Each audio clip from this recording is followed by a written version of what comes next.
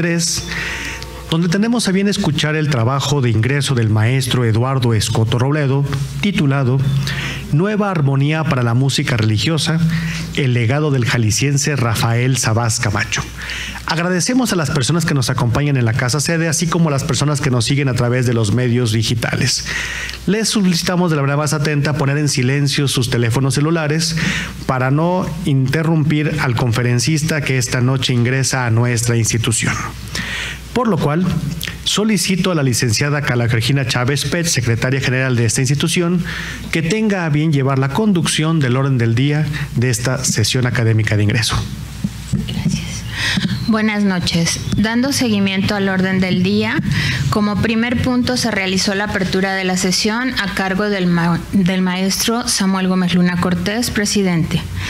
En el segundo punto, la presentación del presidium, contamos con la presencia en un momento más del presbítero Tomás de Híjar Ornelas, consocio y quien dará respuesta a este trabajo de ingreso. El maestro Eduardo Escoto Robledo, recipendiario, presidiendo esta sesión académica, el maestro Samuel Gómez Luna Cortés y la de la voz, licenciada Carla Georgina Chávez Pech, secretaria general. En el tercer punto, me permito presentarles a nuestro recipendiario. El maestro Eduardo Escoto Robledo es maestro en etnomusicología por la Universidad de Guadalajara, casa de estudios donde actualmente es profesor del Departamento de Música y del Centro Universitario de la Costa Sur. Es autor de los libros Aires de Guadalajara, Historia del órgano tubular en la capital de Jalisco, y El ideal de una música genuina, la colección popular encargada a Clemente Aguirre. Ha participado en varios libros colectivos y ha publicado diversos artículos académicos. Es miembro del Departamento de Estudios Históricos de la Arquidiócesis de Guadalajara y miembro fundador de la Asociación Francisco Godínez Morales, AC, y de la Asociación Cultural Domingo Lobato, AC. Ha impartido cursos y participado como ponente en diferentes congresos y actividades académicas organizadas en el país y en el extranjero por instituciones como el Centro Nacional de Investigación, Documentación e Información Musical Carlos Chávez, el Instituto Nacional de Antropología e Historia, la Universidad de Guadalajara, la Fundación de la Universidad de Guadalajara en Los Ángeles, la Universidad de Colombia, el Centro Studi Americanisti en sede en Italia, la Universidad Autónoma Metropolitana, el Museo de la Ciudad de Guadalajara, la Secretaría de Cultura del Estado de Guanajuato, el Ayuntamiento de Guadalajara, Arte Convergente AC y en diferentes asociaciones en las cuales participa. Ha sido becario de los programas de estímulo a la creación FONCA en 2 ocasiones, PECDA y SECA, y ha tenido numerosas colaboraciones en prensa, radio y además de ser organizador de diferentes actividades de difusión artística y del patrimonio musical. Ahora cedo el uso de la voz al maestro Eduardo Escoto Robledo. Adelante, maestro. Buenas noches. Con su venia, presidente. Antes que nada, muchas gracias a todos por su asistencia. Es realmente un honor el encontrarme en este punto de la sesión en la que presento mi trabajo de ingreso, una institución tan distinguida, centenaria y a la que debemos tanto en el estado de Jalisco. Muchas gracias nuevamente a todos por su presencia, tanto en lo presencial como en lo virtual. Hacia mediados del siglo XIX, la música religiosa en México atravesaba por una etapa donde tenía características marcadamente distintas a las que había tenido durante el periodo novohispano. Habíanse trastocado incluso asociaciones tan certeramente logradas y tan sólidas como la Capilla Musical de la Catedral de la Ciudad de México, que habían perdido apoyo y que, sobre todo tras la etapa de la desamortización de los bienes eclesiásticos y de la Guerra de Reforma, pues los recursos destinados por parte de la Iglesia a la actividad musical se vieron seriamente afectados. Lo mismo había sucedido antes en Europa, tanto en Francia, en un complejo proceso de secularización posterior, obviamente, a la Revolución, y en España, a consecuencia de la desamortización emprendida por Mendizábal. En realidad, todos los procesos independentistas de la otrora América Española habían dado como situación que la Iglesia fuese perdiendo su poder como centro del que emanaban o en el que convergían determinadas actividades culturales, y en lo musical específicamente fueron disminuyendo o desapareciendo las capillas musicales, así como todos aquellos centros en los que se daba oportunidad para la enseñanza y la práctica especializada de estos saberes. En lugar de que los músicos formados por las iglesias participaran en las manifestaciones profanas, nos encontrábamos en un momento en el que el teatro, las fiestas populares, ahora eran los músicos pertenecientes a esos ámbitos los que eran requeridos para actuar en el ámbito de lo religioso. Ocurrieron profundos fenómenos que fueron dando lugar a muy diversos cambios en la práctica musical religiosa, en todos los aspectos. Por ejemplo, los organistas fueron incorporando el repertorio de moda proveniente del teatro, del salón, a la liturgia. Los demás músicos, por ejemplo, tuvieron que echar mano del repertorio profano en los actos religiosos porque las ideas estéticas y estilísticas dominantes en el entorno social estaban ahora permeándose a la iglesia y no viceversa como estaba sucediendo en siglos anteriores. Los compositores fueron dejando de ocuparse en exclusividad de la práctica de la música sacra, e incluso la figura del maestro de capilla fue perdiendo el sentido que tenía durante el virreinato. No obstante, hubo grandes nombres todavía hacia mediados del siglo XIX en ese ámbito de lo religioso, y todavía con el nombramiento de maestros de capilla, y podemos pensar en nombres como el de José María Bustamante, Mariano Elízaga, José Antonio Gómez y Felipe Larios. La iglesia, no obstante, ya distaba mucho de ser el principal empleador de los compositores. Es de suponer que bajo estas condiciones pues se afectó particularmente en México una parte tan sensible de la práctica musical religiosa como lo era la del canto gregoriano. La iglesia mexicana presentaba en ese sentido una fuerte disociación, pues conformada por España siglos atrás, se suponía que debía seguir oficialmente la práctica del canto toledano, la cual no se daba desde hacía mucho tiempo ni en la práctica ni en la teoría.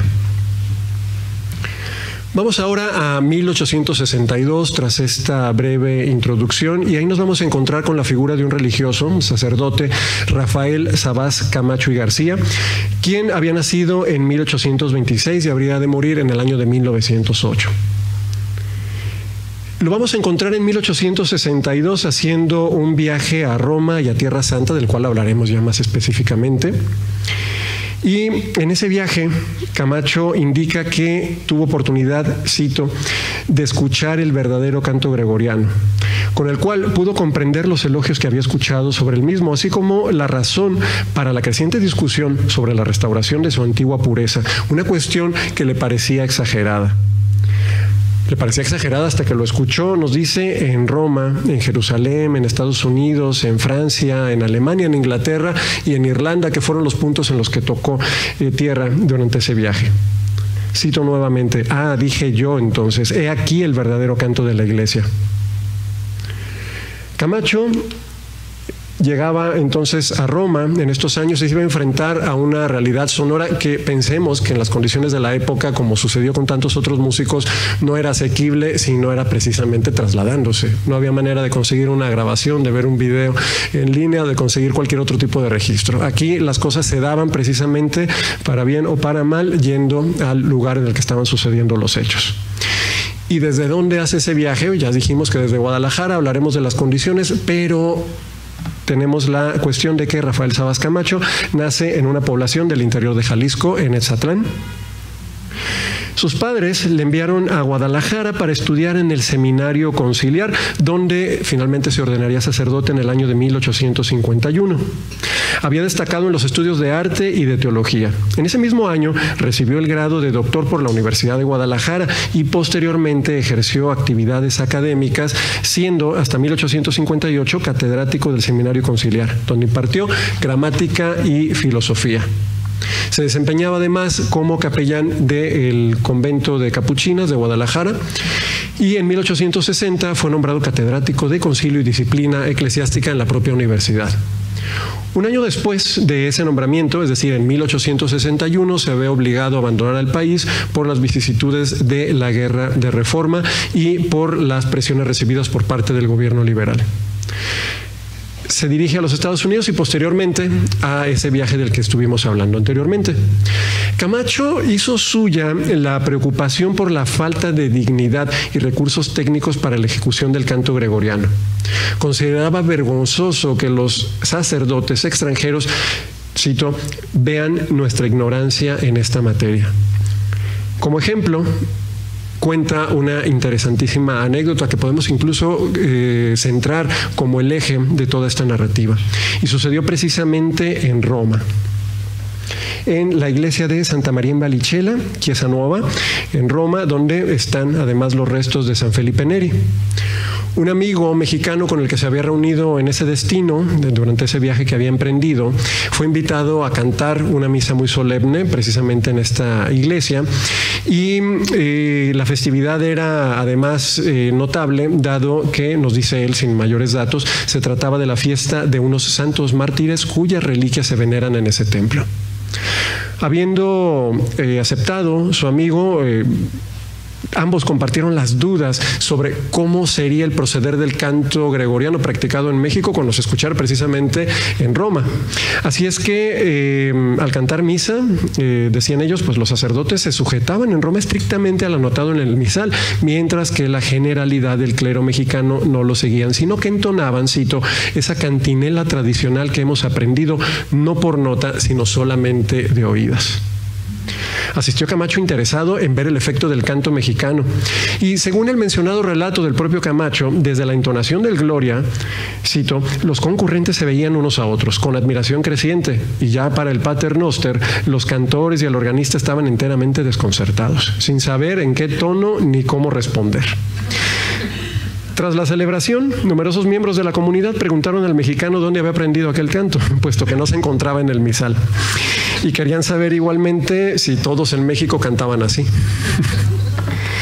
Ante los cuestionamientos y queriendo arreglar un poco la situación, no tuvieron más que admitir su ignorancia en la materia. Expusieron que en México la iglesia había sido fundada por España y nunca se había cantado en la misa el verdadero canto gregoriano romano, sino el toledano o eugeniano que está anotado en los misales españoles que se encuentran en las catedrales. Nuevamente, la Iglesia española fue, por así decirlo, la punta reconocible de ese sentimiento antihispano que se presentaba como la causa de los problemas locales. Lo cierto es que la Iglesia española había obtenido la dispensa para conservar el canto toledano, posteriormente el eugeniano, la publicación del misal de Cisneros en el año 1600 por parte del Papa Pío V en el periodo posterior a la Reconquista. Camacho argumentaba que dada la supuesta dificultad del canto toledano, es decir, el practicado como canto monódico en España, en relación con el gregoriano, pues se encontraban con una falta de homogeneidad en las ediciones, nunca se había notado correctamente y se había caído en el abuso de no atender a la nota del misal y entonar la cantinela arbitraria, que era una adulteración que ya para entonces no era ni toledana ni gregoriana. Camacho afirmaba que el canto español, toledano, eugeniano, mozárabe o gótico, que con todos esos nombres era referido, era un canto muy semejante al gregoriano, basado en los mismos principios y que por eso en España se enseñaba de la misma manera. Pero que ya los avances de la época y la manera en que la práctica había discurrido de una manera concreta en Roma y posteriormente en países más avanzados como Francia o Alemania hacía que el canto hispánico quedara como una mezcla compuesta por el ambrosiano y el galicano antiguo. Por cierto, una tesis siempre defendida, nunca comprobada y siempre discutida por los franceses ante la manera de tener que juzgar la presencia del canto toledano. Camacho indica que saliendo de la Chiesa Nuova se dispusieron a buscar un maestro de canto con quien empezar a trabajar de inmediato y que en pocos meses había alcanzado en ellos el verdadero espíritu del canto gregoriano, que era mucho más sencillo, mucho más fácil y que al poco tiempo estaban instruidos y capaces por lo menos de cantar las misas en regla y según la nota del misal. En la primera mitad del siglo XIX, en la ciudad alemana de Ratisbona, diferentes estudiosos publicaron trabajos teóricos, históricos y críticos que fueron consolidando un movimiento que pugnaba por la renovación de la música religiosa. Destaca la figura de Carlos Proske, quien vivió entre 1794 y 1861, médico al servicio del ejército prusiano, quien devino en sacerdote y posteriormente en cantante, músico y editor musical, quien desde Ratisbona abrazó el anhelo de la pureza de la práctica del gregoriano y la polifonía. Entre 1834 y 1838 realizó sucesivos viajes a Italia para investigar manuscritos en diferentes acervos, y de esta manera, en 4 volúmenes publicados entre 1853 y 1863, preparó la edición Música Divina. Uno de los músicos que con más celo le siguieron fue Michael Haller, quien vivió entre 1840 y 1915, quien también, siguiendo el ejemplo, se trasladó, en este caso a Italia, a consultar manuscritos y estudió con detenimiento las técnicas ya no nada más del canto gregoriano, sino de composición de los polifonistas del siglo XVI, es decir, aquellos compositores que manejaban el uso de distintas voces para que confluyeran en diferentes momentos con diferentes modos de consonancia y disonancia. La postura historicista que fueron tomando en Ratisbona fue radical, pues se pugnó porque la réplica de los hechos debería de propugnar sobre cualquier otro tipo de propuesta. Es decir, la única forma de tener una autenticidad en el canto de la iglesia o que había sido de la iglesia era remitirse a seguir los modelos que en su periodo de esplendor habían sido propuestos. Otro personaje destacado fue Franz Haber-Witt, quien vivió en 1834 y muere en 1888. Compositor y sacerdote, quien también estudió la polifonía renacentista, y en 1868 fundó en Bamberg, Alemania, la Allgemeiner Deutscher Klavierverein, que es la Asociación General del Movimiento Ceciliano Alemán. Su objetivo era restituir la, según sus criterios, verdadera y auténtica música sacra, dándose forma a un proyecto de restauración de la música al servicio del catolicismo, marcada por la recuperación de la polifonía palestriniana y la explicación y comprensión del canto gregoriano basada en el contenido de la llamada edición Medicia. Estos son los personajes de los que hemos estado hablando anteriormente. Esta es la portada y el detalle del Graduale, publicado en 1614 en Roma, que como podemos observar lleva por ahí la marca de la tipografía Medicia, por eso se llama precisamente el Gradual Medicio o la versión Medicia. Esta edición fue producto de una serie de trabajos en los que incluso se llegó a pedir la participación de Giovanni Perluigi de Palestrina, quien ya realmente tuvo muy poco tiempo de dedicarse a esto, le tocó esto en sus últimos años de vida, pero la idea que permeaba era que Palestrina había hecho absolutamente todo el trabajo de depuración y se había encargado de indicar cuáles eran los trabajos que deberían de permanecer, tanto para el gregoriano como para las partes de la polifonía. En este caso, estos trabajos habían quedado detenidos tiempo atrás. Fue hasta 1611 que se hizo nuevamente la petición de relanzarlos, y fue hasta 1614 que con el trabajo de los compositores italianos Anerio y Soriano completaron una edición autorizada, que es esta que vemos aquí, y que tuvo un gran impulso incluso de Higinio Palestrina, hijo del compositor ya mencionado. Se cree que mucho de la idea de que Palestrina habría precisamente trabajado de lleno en esta edición habría devenido del papel de su hijo en este trabajo. Es necesario señalar que conforme terminaba el siglo XIX, esta propuesta alemana afincada en Ratisbona, historicista como lo acabamos de mencionar, terminó por enfrentarse con creciente encono al planteamiento que establecían en Francia los benedictinos, que tenían como centro de acción y difusión la abadía de Solesmes. Estos promovieron un trabajo científico, filológico y paleográfico con la finalidad de descubrir la autenticidad interpretativa del canto gregoriano, que los llevó a hacer hallazgos de verdaderos tesoros documentales que fueron la base de su planteamiento. Volvemos al caso de Rafael Sabas Camacho para encontrarnos con que regresa a Guadalajara directamente decidido a cambiar las cosas, y lo primero que hace es hacer las gestiones para implementar la práctica del canto apegado al misal, lo que, en sus palabras, provocó sorpresa, murmuraciones y reclamos de sacerdotes que le pedían que se apegara a la costumbre, que él calificaba como corruptela. Por ello, pidió su parecer al arzobispo Pedro Loza, quien aprobó la postura de Camacho, y además en 1872 lo nombra catedrático de canto gregoriano en el Seminario Conciliar de Guadalajara. Ya en ese puesto preparó una traducción de Los verdaderos principios del canto gregoriano de Nicolas Janssen, publicado en 1845, con el fin de que fuera usado como libro de texto en el seminario.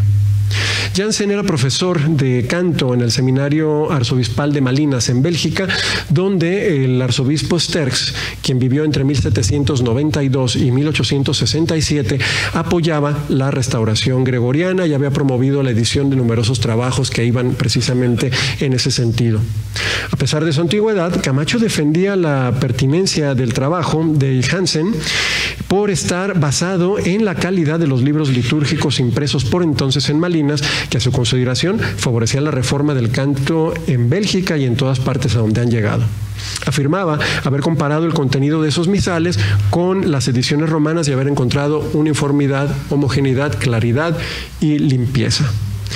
El más afamado de aquellos trabajos era el Graduale de Tempore de Sanctis Justa Ritum Sacrosante Romane Ecclesia, el cual presentó como un trabajo histórico de restauración editado por la diócesis de Malinas en 1848, que se supone en el rescate de la edición Medicia, de manera que pronto llegó a ser conocido como la edición Neomedicia. Lo que llama la atención de estas ediciones que se hacen en pleno siglo XIX es que no llevan ningún tipo de aparato crítico. Se presentan tal cual, ni siquiera como una cuestión facsimilar, sino como una suerte de transcripción, y tras algunos breves comentarios salen todas las transcripciones nuevamente a la luz. Esta es la portada del libro del que estamos hablando. Camacho estimaba que la reforma emprendida en Bélgica tenía muchos parecidos con el caso mexicano, pues las acciones del arzobispo Sterckx derivaban de la reciente adopción en la vecina Francia también de la liturgia romana, lo que permitió que empezaran a retomar el canto gregoriano y dejando desaparecer con toda humildad, decía él, la costumbre del canto galicano. Destacaba también el caso de Irlanda, de Inglaterra, que para él se habían apartado también con humildad de sus diversos ritos locales y regionales para adoptar los misales romanos como debería de ser en cuanto al carácter de la Iglesia. Pero ¿cómo se fue perfilando nuestro sacerdote Camacho a ir tomando partido precisamente por Ratisbona y no por lo que se estaba trabajando en Francia? En sus manos tuvo las ediciones preparadas tanto en Bélgica como en Francia, incluso las comparó con las ediciones que había en España y su juicio y veredicto era que en España no se desconocía para nada el canto gregoriano. Se ha cantado el verdadero canto gregoriano en España, decía Camacho, copiando los libros romanos, los mejores de los cuales se consultaron para la edición ratisbonense. Pero si ya tenían en España el material auténtico, ¿por qué se cantaba mal, según Camacho? Y decía que era deficiencias en la notación manuscrita que no se había practicado lo suficiente ni en España ni en México, lo cual traía una multitud de defectos e incorrecciones que por el descuido e impericia de los amanuenses habían pervivido, y eso se reflejaba en cuestiones relacionadas con la acentuación musical y con el manejo rítmico del idioma latín. Comparó minuciosamente la edición de Pustet de 1876 con el canto toledano de la edición de Madrid de 1807 y se encuentra con que hay plena concordancia, pero no así con el canto toledano, el cual llama nuevamente a rechazar por considerarlo enrevesado, monótono y con poca inteligencia del sentido del texto. Estas acciones no se quedaron nada más en un juicio valorativo de tipo musicográfico, sino que en 1873 pidió al arzobispo Pedro Loza que consultara con la Santa Sede, en particular con la Sagrada Congregación de Ritos, primero, si era legítimo cantar cierta cantinela tradicional no anotada, variable al arbitrio de cada uno, en lugar de emplear el canto anotado en el misal.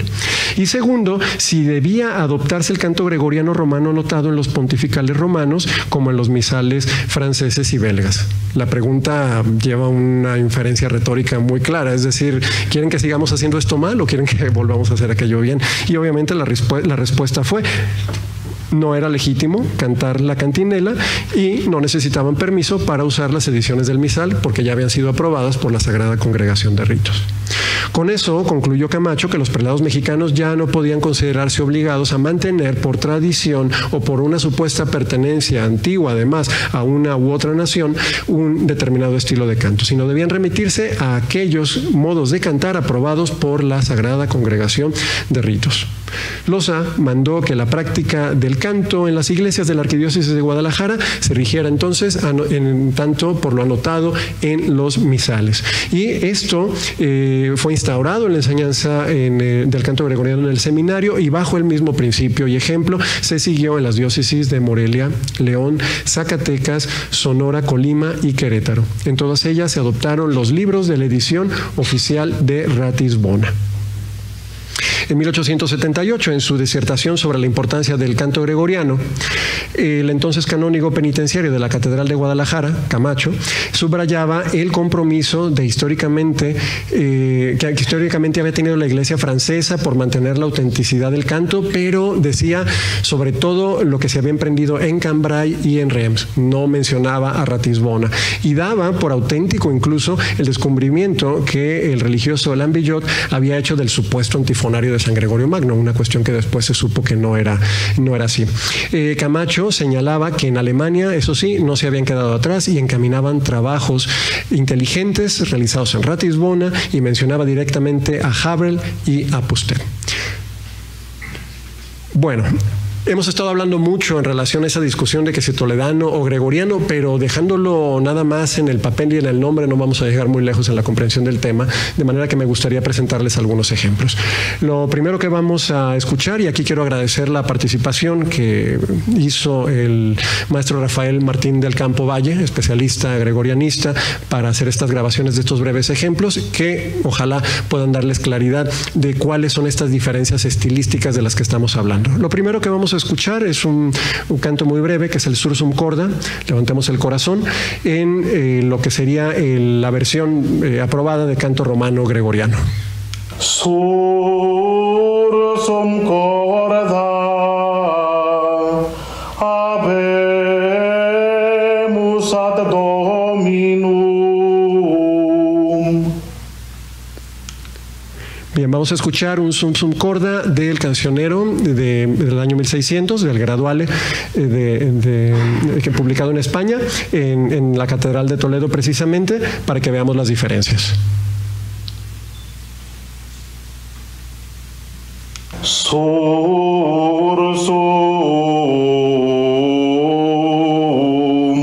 corda.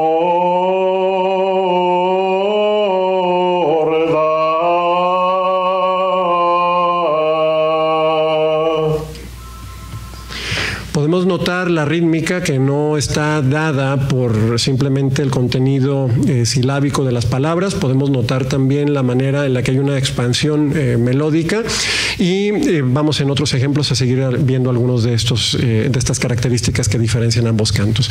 En este caso tenemos el Pater Noster de canto romano gregoriano. Vamos a escuchar un fragmento.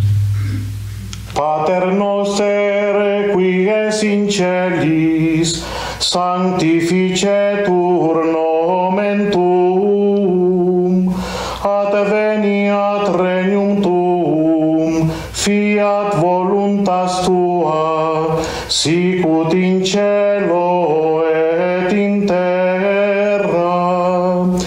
Panem nostrum quotidianum da nobis hodie, et dimite nobis debita nostra, sicut et nos dimitimus debitoribus nostris.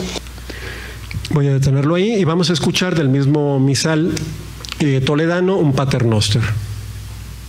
Pater noster, qui es in celis, amen, sanctificetur nomen tuum, amen, adveniat regnum tuum, amen, fiat voluntas tua, sicut in cielo et in terra. Amen. Bien, podemos notar claramente los módulos rítmicos, tan, tan, tan, tan, tan, tan. Sí, es una manera, incluso nos llama un carácter de tipo percusivo muy claramente identificable, sobre el cual se forma la base de esa cuerda recitativa. Y por último, de canto romano gregoriano también, Pax Domini. Pax Domini sit semper vobiscum, et cum spiritu tuo, oferte vobis pacem. Vamos a escuchar un canto también aplicable a la parte de la paz en canto toledano. Gratia Dei Patris omnipotentis, pax ac dilectio Domini nostri Iesu Christi, et communicatio Spiritus Sancti, sit semper cum omnibus nobis.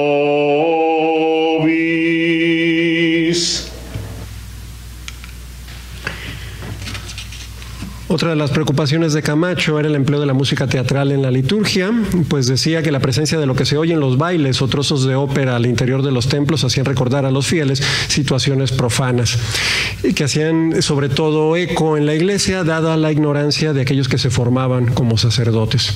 Para mediados del siglo XIX, la música religiosa además se había completamente italianizado. ¿Qué quiere decir esto? Que se había tomado un sinnúmero de elementos operísticos en su composición e interpretación, sobre todo los propios del estilo napolitano. La prensa de la época nos habla, por ejemplo, de la forma en la que en 1880 se ofrecieron por parte de los comerciantes de Guadalajara, la Divina Providencia, en la catedral, una función en la que se llenó el recinto con una orquesta de 50 músicos dirigida por Miguel Meneses para ejecutar obras de los italianos Coccia y Ascioli. Además, se interpretó el famoso Te Deum del tapatío Joaquín Luna, organista de la catedral y famoso por su marcada influencia rossiniana. En los grabados que muestran, por ejemplo, el evento de la Declaración Dogmática de la Inmaculada Concepción en la Catedral de México en 1855, se encuentran representadas un coro y una orquesta que, bueno, llevan obviamente la vestimenta teatral, y que además muchos de los instrumentos, como el contrabajo de 3 cuerdas, nos hacen pensar que era una orquesta que estaba netamente al servicio del teatro, y la prensa nos dice que sí, que fue una rumbosa y lucida orquesta la que tocó, como la que se presentó de la misma manera en la Catedral de Durango para tocar la misa 3 del italo-austriaco Paulo Giorgia, y autor mucho más conocido que por su música sacra, por sus ballets y por algunos trabajos operísticos. En la misma prensa encontramos que hay críticas a que las misas parecen números de zarzuela, ritmos de mazurca, vals, polcas y minuetos acentuados de todo tipo de percusiones. De igual forma, Miguel Bernal Jiménez recordaba que las misas de Gallo ya no eran más que espacio para la presentación de oberturas y piezas de Rossini, que aquello se había convertido en un necesario escenario teatral y que la función religiosa compartía el repertorio e incluso los mismos músicos que con el teatro.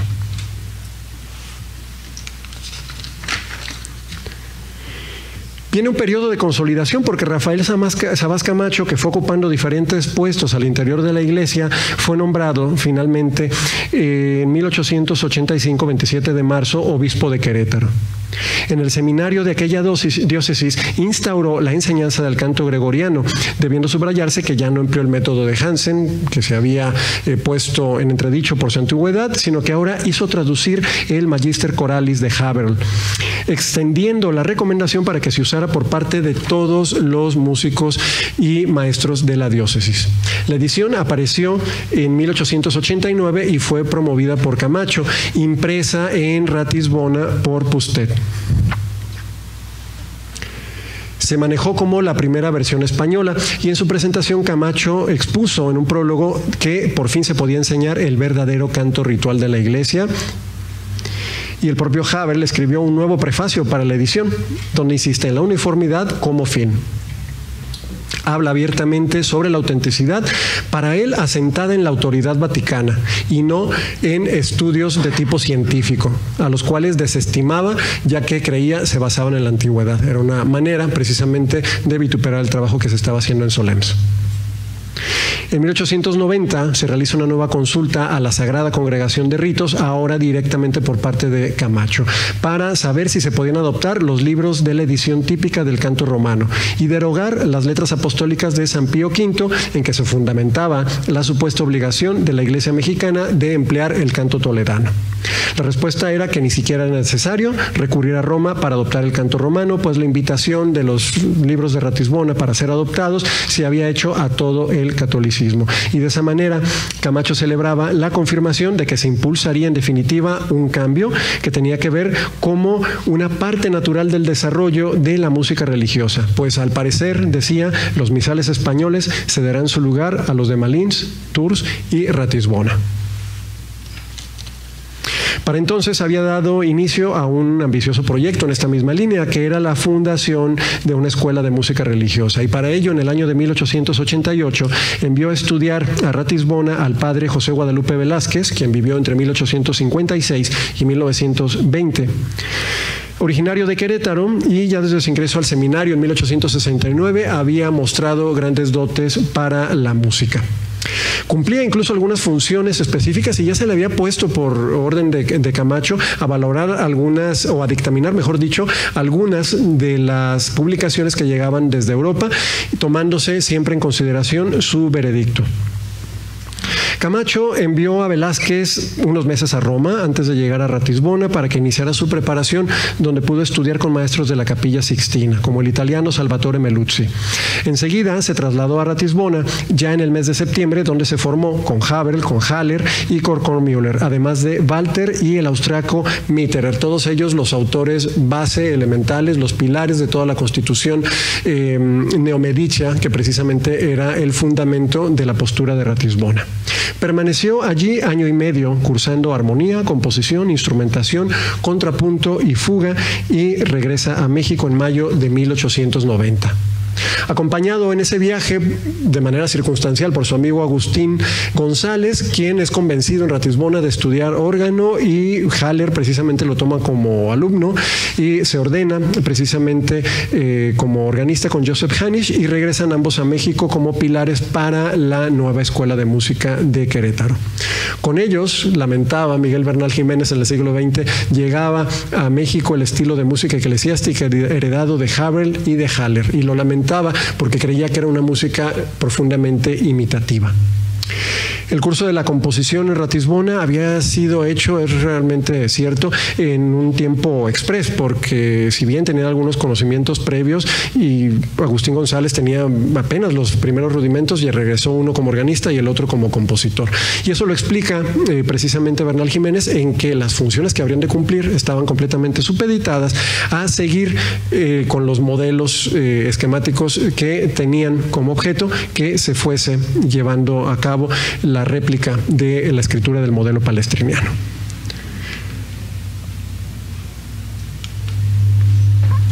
El proyecto de lo que terminó nombrándose como Escuela de Música Sagrada de Querétaro se inauguró el 18 de febrero de 1892.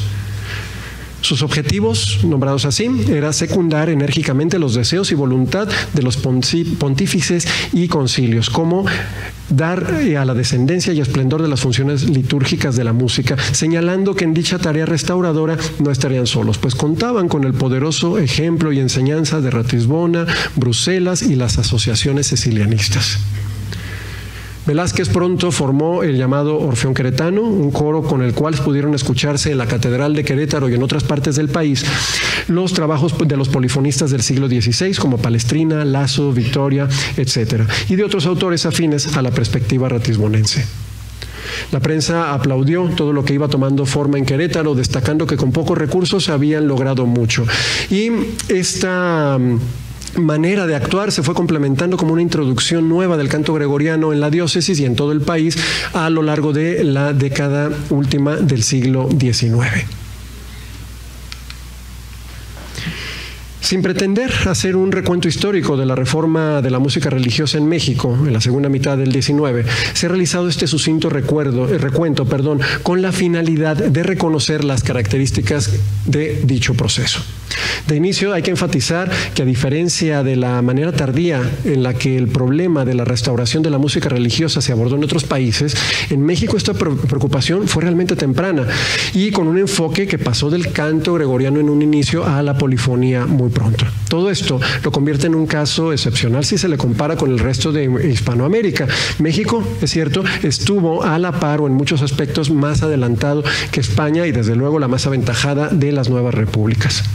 La atención a la reforma musical surgió, como se ha visto, de la detección de los particulares problemas que se tenían en México en relación con la práctica del canto gregoriano y en general de la música religiosa, para los cuales se buscó solución en las propuestas que se desarrollaban en Europa sin que por ello se haya llegado a una imitación de tipo dogmático.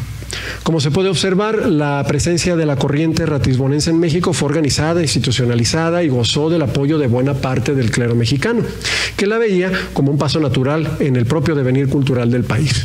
Sin embargo, al igual que en Europa, en relación con el problema de la música religiosa, pronto se haría presente la propuesta francesa en México. El centro de actividad estaba en la abadía de Solms, de corte científico, basado en estudios filológicos, ya lo dijimos, y esa propuesta fue precisamente arropada y abrazada por un músico tapatío, Francisco Godínez Morales. La propuesta francesa ganó espacio en México a través de Guadalajara y terminaría, por lo tanto, enfrentándose a la propuesta de Querétaro, a pesar de que el propio obispo Camacho había salido de esta ciudad. A raíz de ese contacto con la música francesa se empezó a dar una serie de nuevas posturas que tendrían que solucionarse no propiamente en nuestro país, sino cuando se publica en el año de 1903 el motu propio, dando lugar en el ínter a una agitada actividad llena de aportaciones, polémicas, negociaciones que marcarían la entrada de la música religiosa mexicana al nuevo siglo y cuya explicación y análisis, por cierto, será objeto de un tratamiento pormenorizado en un futuro trabajo que está en preparación. Les agradezco mucho la atención que han tenido para este trabajo.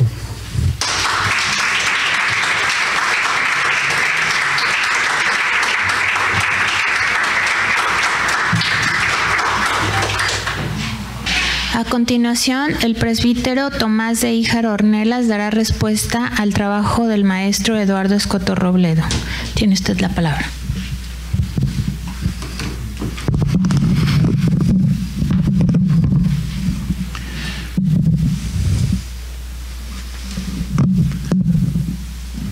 Con la venia del presidente, me honra de forma especial responder al discurso armado por el musicólogo Eduardo Escoto Robledo en este acto que también es su ceremonia de recepción e ingreso a esta benemérita Sociedad de Geografía y Estadística, porque según lo acabamos de escuchar nos ofrece nuestro neosocio una explicación racional en torno a un aspecto de importancia crucial para la cultura mexicana, incluyendo la cultura popular mexicana, y específicamente la suerte de la música en su cuna más limpia, que es la de el canto sacro, porque sin duda con él se identificó también la forma de honrar a la divinidad que tuvieron las culturas tanto de la civilización mesoamericana como de las otras comunidades que procedentes del norte se iban agregando a Mesoamérica, llevando consigo, entre otras cosas, una forma de expresar las emociones a través del canto de los ritmos, de la danza, y evidentemente del uso de instrumentos, por elementales que comenzaran siendo. Y bueno, a partir de lo que escuchamos y del protagonismo que en esto tuvo el jalisciense de Etzatlán, Rafael S. Camacho, o Sabás Camacho, hacerle justicia y verlo desde su tiempo y desde sus circunstancias y desde la aportación enorme que hizo tanto en el Seminario Conciliar de Guadalajara durante el período largo que dedicó a la docencia, como durante su gestión también larga, de casi un cuarto de siglo, en Querétaro, y los empeños que tuvo para comenzar allá, desde el magisterio de el presbítero J. Guadalupe Velázquez, pues los planteamientos, no solo de la restauración o de la implantación de la música sacra en su versión alemana o de Ratisbona, respecto a la que luego, casi de forma coetánea, introducirá también desde Guadalajara un laico, Francisco Godínez Morales, con la impronta francesa, según lo escuchamos, casi de paso, y finalmente la homogeneización que se hará del canto sacro a partir de 1903, eso ya no lo alcanzó a mencionar el maestro, solo mencionó o solo dijo motu proprio, pero trale solicitudine de San Pío X, que le va a dar al canto gregoriano, desde la versión de Solms, la abadía de Solms, un grado que Manuel Bernal Jiménez, formado ya en la Escuela Pontificia de Música Sacra en los años 20, traerá a México, y nos dejarán entonces estas tres escuelas que, con sus derivaciones y con sus efectos, que hasta la fecha podemos rastrear y aún reconocer, explican, digo, lo que entre los siglos XIX y XX se salvó de un colapso enorme, que no podríamos reprocharle a nadie en particular, y sí a las circunstancias en general. Permítanme hacer una síntesis en los siguientes 5 minutos de lo que entre 1826 y 1908 tuvo que sortear nuestro Rafael S. Camacho, que nace 2 años después de la República Mexicana, que nace casi súbdito del trono español. Si hubiera nacido antes del 14 de junio de 1821, habría sido todavía súbdito del trono español, y al que le toca vivir los años de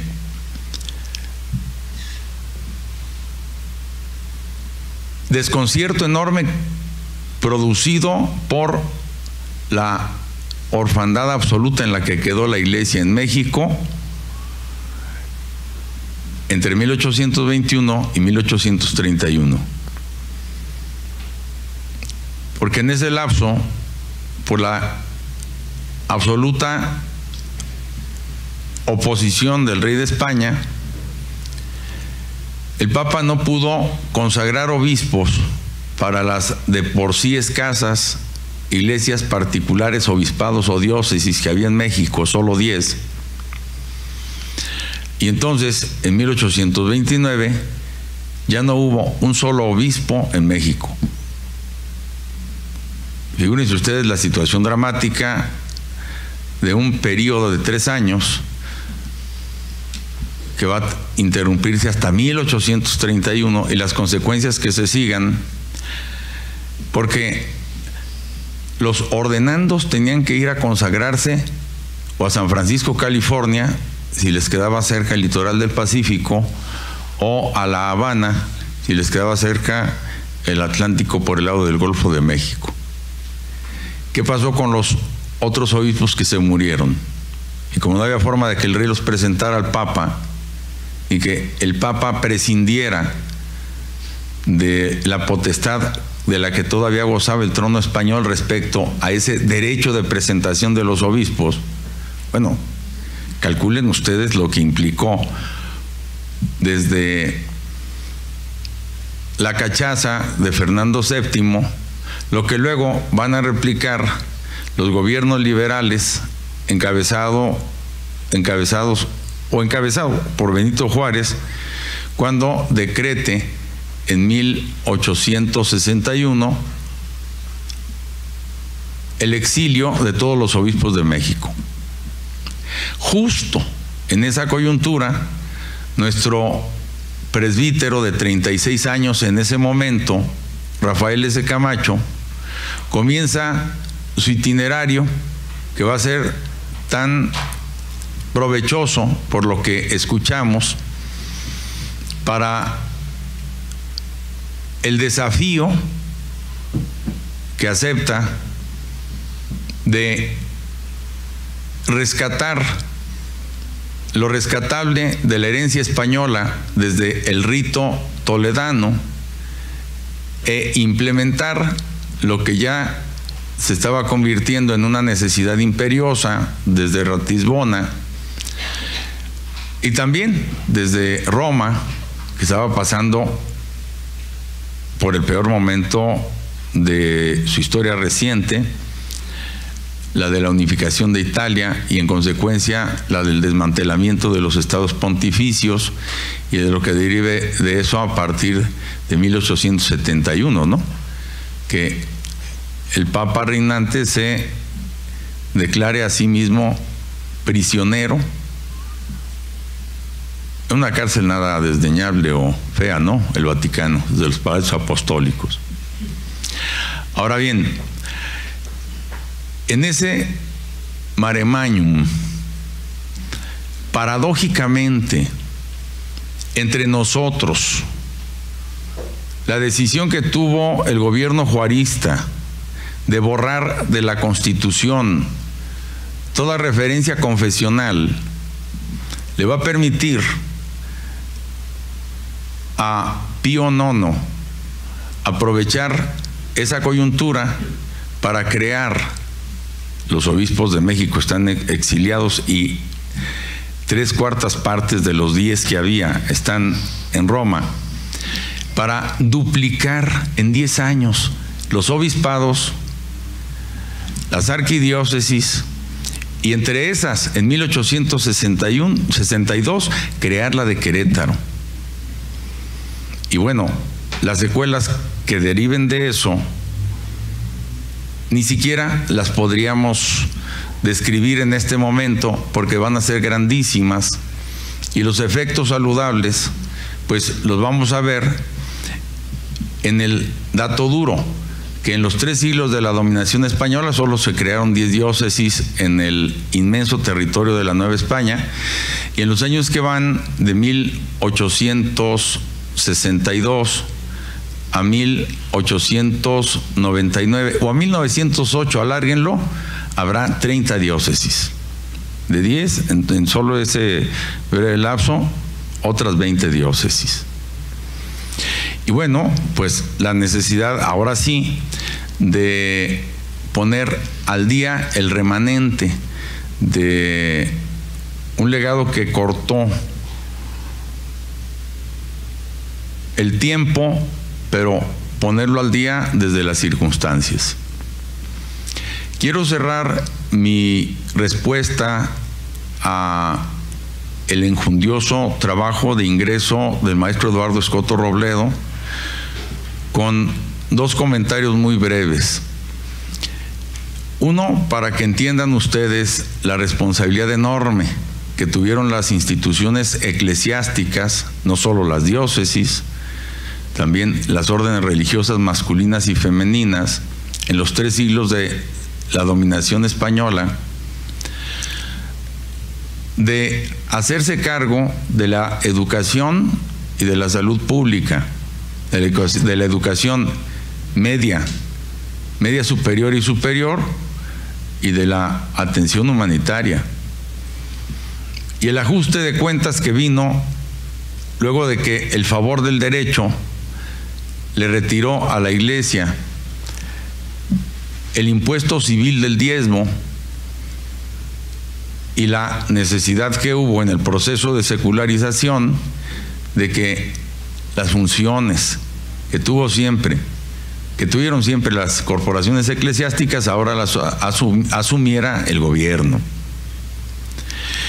Y también entonces lo que derivó de eso ya como consecuencia interna, para que no se mezclaran el agua y el aceite, y entonces la música litúrgica y la música religiosa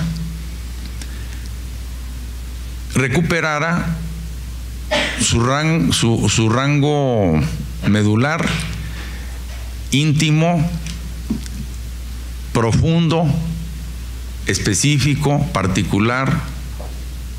Bien, que en ese campo destacara nuestro Rafael S. Camacho, y que lo esté descubriendo y mostrándolo ante nosotros el maestro Eduardo Escoto Robledo, merece todo nuestro respeto y reconocimiento. Muchas gracias, maestro.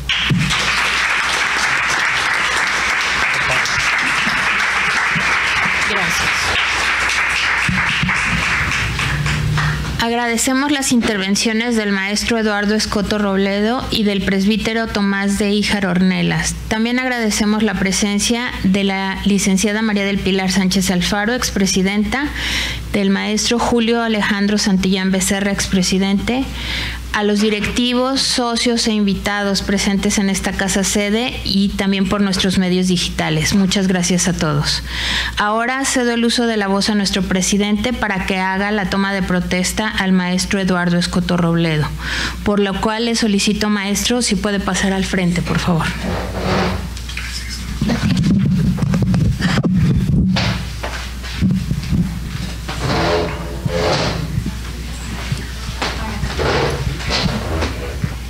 Maestro Eduardo Escoto Robledo, a nombre de la Sociedad Mexicana de Geografía y Estadística, que este año conmemora 190 años de existencia, y a título particular de la Benemérita Sociedad de Geografía y Estadística del Estado de Jalisco, que este año conmemora 159 años de trabajo para el bien del Estado, ¿jura usted cumplir y hacer cumplir los estatutos, obligaciones y responsabilidades que emanan de esta más que centenaria institución? De ser así, se lo reconocemos.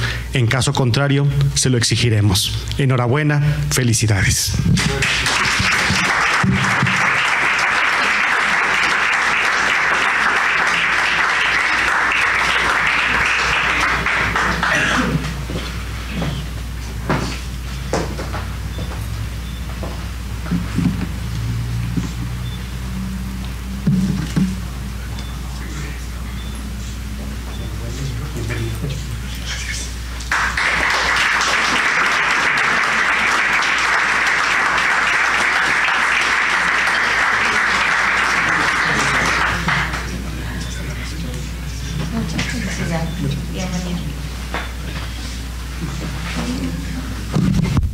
Le brindamos un aplauso a nuestro novio socio que se integra a esta institución.